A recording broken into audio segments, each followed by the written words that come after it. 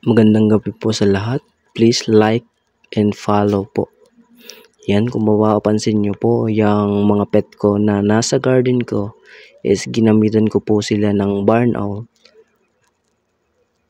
Ganyan po talaga yung magiging size niya kapag ginamitan po sila ng barn owl.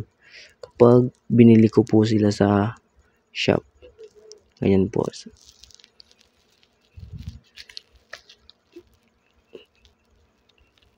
Habang nagle-level po sila is pwede pong tumaas ang kg nila. Pwedeng umabot ng 34 kg ganun. Yan, so kung mapapansin nyo po is ipapakita ko po sa inyo isa-isa. Tulad po ng capybalo,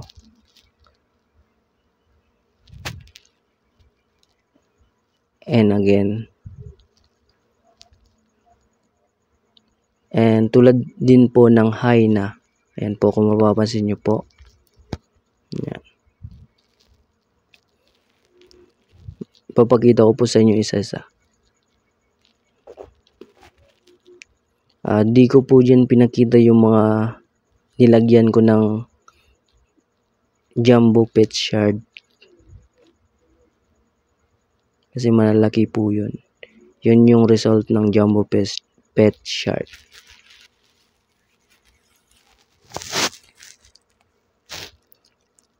Yan, kung mapapansin nyo po, ganyan po talaga yung mga size nila. Merong maliit, merong malaki. Yan, kung mapapansin nyo po, yung inakyat ko is yan yung method ko nung mga nakaraan.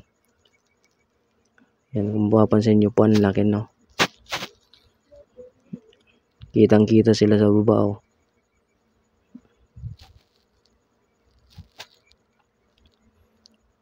Kung